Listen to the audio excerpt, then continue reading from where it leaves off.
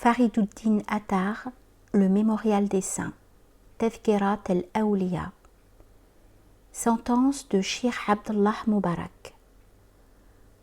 Ce sultan des savants, cet imam de la loi écrite, ce sectateur fidèle de la voie spirituelle, cet initié au secret de la vérité, cette nature supérieure à toutes les autres, cet Abdullah Mubarak, que la miséricorde de Dieu soit sur lui.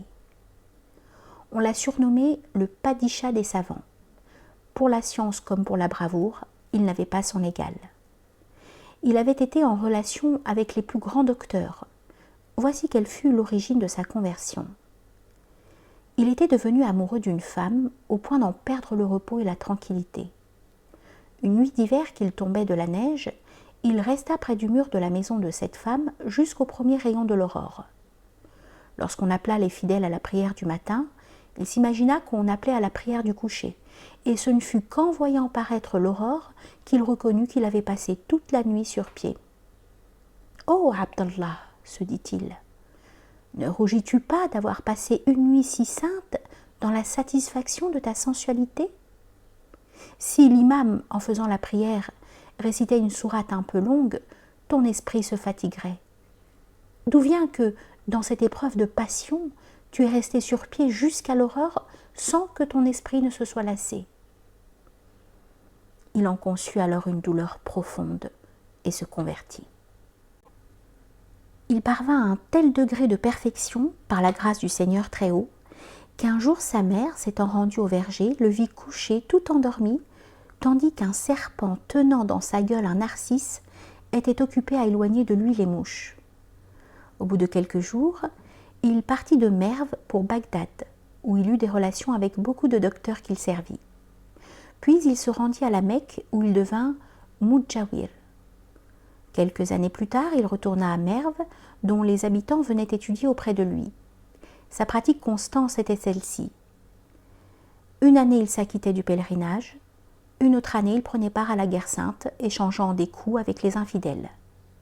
Une troisième année, il faisait le commerce, dont il appliquait les profits à ses dépenses. Quand il donnait des dattes aux derviches, il comptait les noyaux et remettait à chacun d'eux une pièce d'or par date qu'il avait mangée. Il arriva qu'un jour, étant à Damas, il emprunta à quelqu'un un qalam en lui disant « J'ai quelque chose à écrire et je te le rendrai ensuite. » L'ayant emporté à Merv par inadvertance, il revint de cette ville à Damas pour remettre le qalam à son propriétaire. Un autre jour qu'il passait par la grande route, il y trouva un aveugle assis. Quelqu'un dit à cet aveugle « Voilà Abdallah qui passe sur le chemin. Demande-lui de faire une prière pour toi afin que tes vœux recouvrent la vue, que tes yeux recouvrent la vue. »« Oh Abdallah !» s'écria l'aveugle, « prie pour que mes yeux soient guéris. » Abdallah, baissant la tête, n'eut pas plutôt fait une prière que cet homme recouvra sur le champ l'usage de la vue. Un autre jour encore, le 7 du mois de Qurban, Abdallah ayant tourné ses pas vers la campagne, dans son ardent regret de n'être pas à la Kaaba, se conformait à toutes les pratiques de ceux qui s'y trouvaient alors, comme eux se coupant les cheveux et se taillant les ongles. « J'agissais ainsi, racontait-il, dans l'espoir que le Seigneur Très-Haut me donnerait la récompense qu'il promet aux pèlerins. » Tout à coup, une vieille femme, un bâton à la main, s'avança et me dit « Abdallah, désirais-tu te rendre à la Kaaba ?»« Oh oui, répondis-je. »« Eh bien, reprit-elle, le Seigneur Très-Haut m'a envoyé tout exprès pour t'y conduire. »« Ah, dis-je en moi-même, il ne reste plus que 3 jours d'ici au Courban. Comment pourrait-elle me faire arriver de Merv à la Kaaba ?» Cependant, poursuit cette vieille femme, j'ai accompli dans le Turkestan ce qui est d'obligation imitative pour la prière de l'aurore et je me suis acquitté de ce qui est de précepte divin sur les bords de l'Amou. Maintenant que le soleil est haut à l'horizon, me voilà à la limite du territoire de la ville de Merv. Alors je me mis en route avec elle. M'ordonnant à chaque fois de fermer l'œil, puis de le rouvrir ensuite, elle me fit traverser de grands fleuves et me conduisit ainsi jusqu'à la Kaaba. Après que nous l'eûmes visité en accomplissant tous les rites nécessaires, cette vieille me dit « Oh Abdallah, J'ai un fils qui, depuis longtemps, s'est fixé dans une caravane où il s'adonne à la pratique des austérités. Viens, il faut que nous allions le voir. » Lorsque nous fûmes arrivés à cette caverne, j'aperçus un jeune homme tout pâle, exténué, mais sur le front duquel resplendissait la lumière de l'islam. Il n'eut pas plutôt reconnu sa mère que, se frottant le visage contre ses pieds, il lui dit « Mère, je reconnais que c'est le Seigneur Très-Haut qui t'a envoyé ici, car ma dernière heure est arrivée. » Alors la vieille femme s'adressant à moi, « Ô Abdallah, dit-elle, reste ici quelque temps afin que nous déposions mon fils dans sa dernière demeure. » Ce jeune homme rendit en effet le dernier soupir et nous lui donnâmes la sépulture. « Maintenant, me dit la mère, tu peux t'en aller. Pour moi, je vais me fixer près du tombeau de mon fils. Si tu viens l'année prochaine, tu ne me trouveras plus, car moi aussi je serai morte. Souviens-toi de moi dans tes prières. »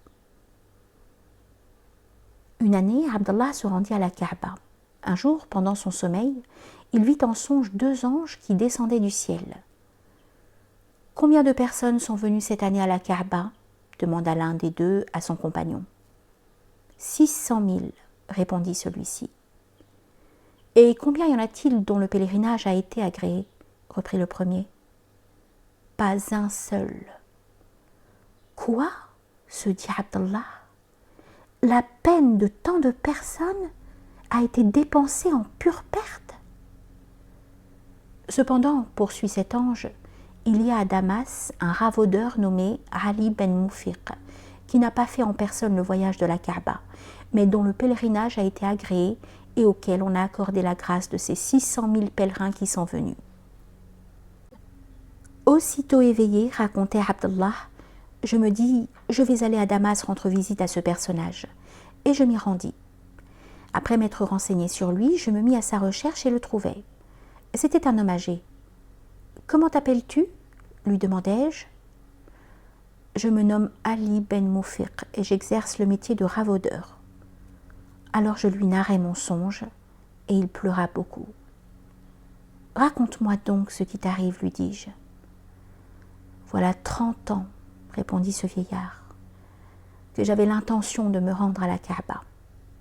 J'avais gagné à mon métier de ravaudeur 350 pièces d'or et je me proposais de mettre à exécution cette année mon projet de pèlerinage. Or j'ai une fille qui est en état de grossesse. Un jour qu'une odeur de ragoût sortait de la maison de nos voisins, ma fille me dit « Va donc trouver nos voisins et demande-leur pour moi de ce ragoût. » J'y étais, et quand j'ai eu expliqué ce dont il s'agissait, mon voisin s'est mis à pleurer et m'a dit « Sache que voilà 7 nuits et 7 jours que les miens n'ont rien mangé. Aujourd'hui, j'ai apporté un morceau de viande d'âne et je l'ai fait cuire, mais c'est une nourriture prohibée et je ne sais comment faire. » En entendant ces paroles, je me suis senti le feu au cœur. J'ai fait don à mon voisin de ces 350 pièces d'or et je lui ai dit « Tiens, voilà pour subvenir à tes dépenses. Ce sera ma Kaaba. » Abdallah, après avoir rendu visite à ce ravaudeur, prit congé de lui et s'en alla. Abdallah avait un esclave, écrivain de profession, qui chaque jour rapportait à son maître une pièce d'argent. Quelqu'un dit à Abdallah, « Cet esclave commet des actes coupables dont il retire l'argent qu'il te remet chaque jour. » Ces paroles inquiétèrent Abdallah. Une nuit qu'il épiait son esclave, il le vit sortir de la maison et se rendre à un cimetière. Là, il ouvrit la porte d'un tombeau et y pénétra. Dans ce tombeau se trouvait un mirhab sur lequel il se plaça pour faire la prière. Abdallah s'avança à pas comptés, le vit se revêtir d'un froc grossier et se passer au cou un carcan de fer, puis entrer en oraison et adresser à Dieu des supplications en se frappant le visage contre terre. Témoin d'un pareil spectacle, Abdallah, tout en pleurs, se retira et fut s'asseoir dans un coin. Lorsque l'aurore darda ses premiers rayons, l'esclave sortit du tombeau dont il referma soigneusement l'ouverture. Puis, s'étant rendu à la mosquée pour y faire la prière du matin, il dit « Mon Dieu, celui qui est mon maître de nom va me demander de l'argent, donne-m'en. » Aussitôt descendu du ciel un rayon lumineux qui déposa une pièce d'argent dans sa main. N'y pouvant plus tenir, Abdallah jeta ses bras autour du cou de l'esclave et versa des larmes abondantes.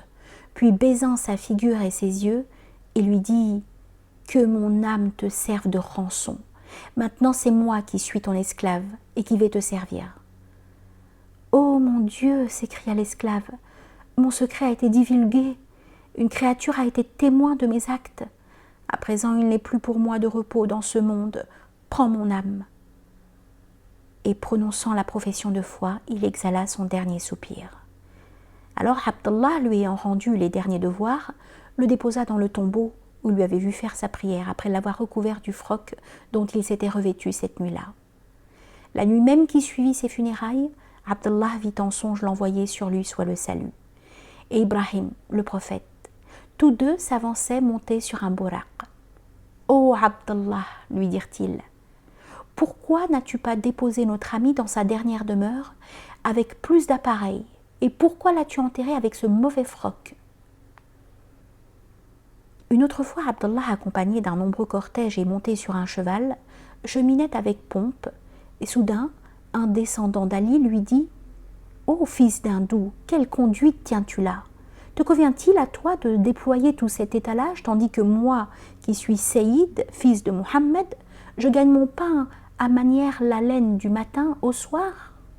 « Si je suis arrivé au rang que j'occupe, répondit Abdallah, c'est parce que je fais ce que faisait Mohammed, sur lui soit le salut, et ce qu'il recommandait de faire, tandis que toi, tu n'obéis pas aux prescriptions de ton aïeul, Mohammed. Ô fils de Saïd, ajouta-t-il, ton grand-père t'a laissé en héritage la science, et mon grand-père m'a laissé à moi le soin des intérêts de ce monde. Cependant, je me suis approprié l'héritage qui venait de ton grand-père, et voilà pourquoi j'ai obtenu un rang élevé. Quant à toi, tu as pris en partage l'héritage de mon grand-père, et voilà pourquoi tu as été captif dans les liens de l'avilissement. Cette même nuit, Abdallah vit en songe l'envoyé, sur lui soit le salut, qui lui dit « Pourquoi as-tu fait de la peine à notre fils ?»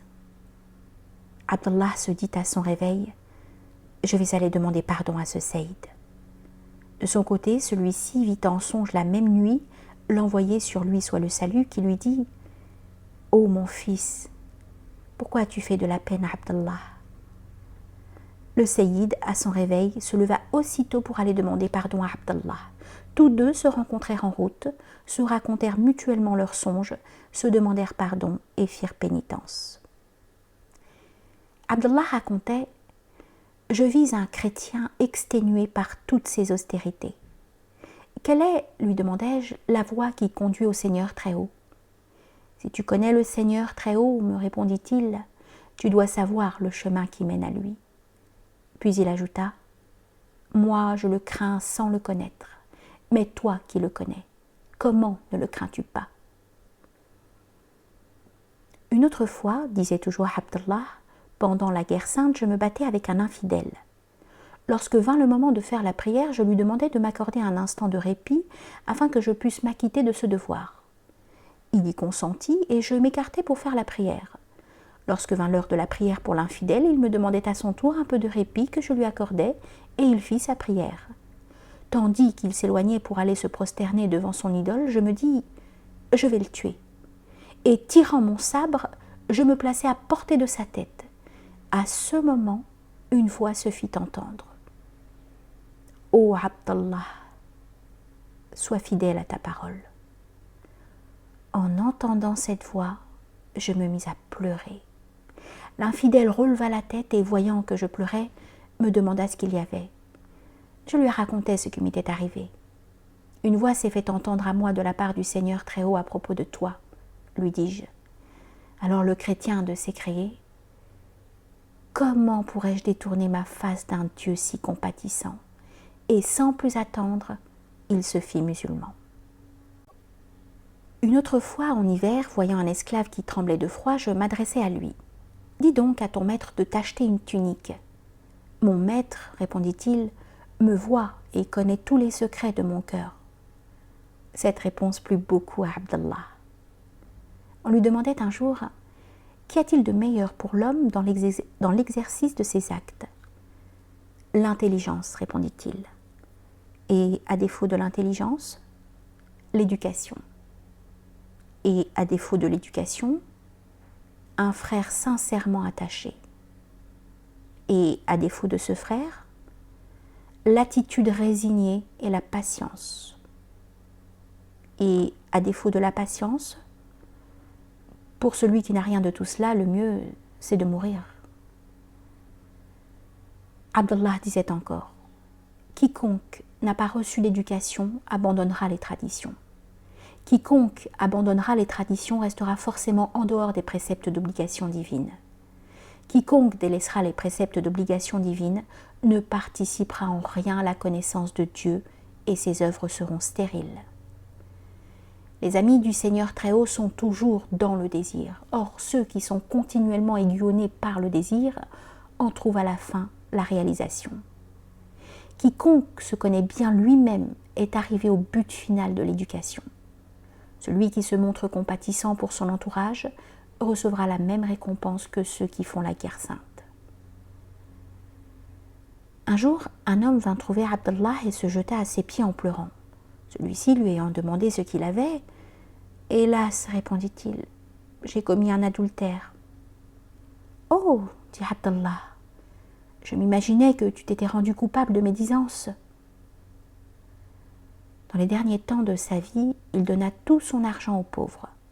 Un de ses disciples lui dit, « Oh, Abdallah, tu as 3 filles et tu ne laisses rien pour elles. »« C'est au Seigneur Très-Haut que je les confie, répondit-il. Quelqu'un qui vit en songe Sofiane Taouri lui demanda, « Quelle est ta situation ?»« Le Seigneur Très-Haut m'a fait miséricorde, répondit-il. Mais quelle est la situation d'Abdallah Mubarak ? 2 fois par jour, il se rend à la cour du Seigneur Très-Haut. Dieu seul sait tout.